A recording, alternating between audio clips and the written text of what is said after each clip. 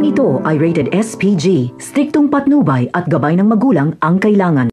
Nagkamali nga si Marcelo ng akala kay Tanggol dahil hindi pala ito kagaya ng iba na nabibilog niya ang ulo. Hindi niya mapapasunod sa kanyang mga gusto si Tanggol.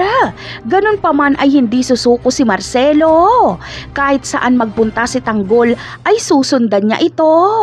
Ipapaliwanag niya kay Tanggol na kung gusto nitong magpayaman at maging maimpluwensya ay dapat sumama ito sa kanya. Samantala, sa pag-uwi ni Tanggol ay masayang-masaya si Santino at Marites. Ngunit hindi siya pwedeng manatili sa kanilang bahay dahil hindi pwedeng malaman ni Rigor na nandoon siya. Malaking gulo ito pag nagkataon. Kaya dito mapagtatanto ni Tanggol na mas mabuting ang sumama na lang siya kay Marcelo sa isang kondisyon. Ito ay hindi niya susundin si Marcelo kapag may ipagawa itong masama. Habang magkasama na si Tanggol at Marcelo ay gusto munang puntahan ni Tanggol si Bubbles sa lugar nila Bubbles. At doon ay malalaman ni Tanggol na nagtatrabaho na si Bubbles sa isang bar. Kaya pupunta sila doon at iinom.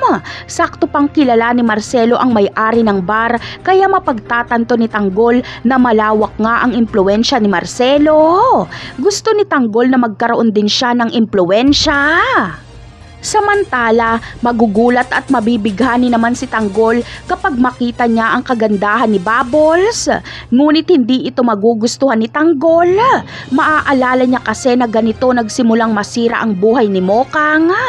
Ayaw ni Tanggol na mangyari kay Bubbles ang nangyari kay Mokang. Kaya papayuhan niya si Bubbles na maghanap na lang ng ibang trabaho dahil hindi siya nababagay sa lugar na yon. Napakarami pa nating dapat abangan sa mga susunod na episode. Paalam!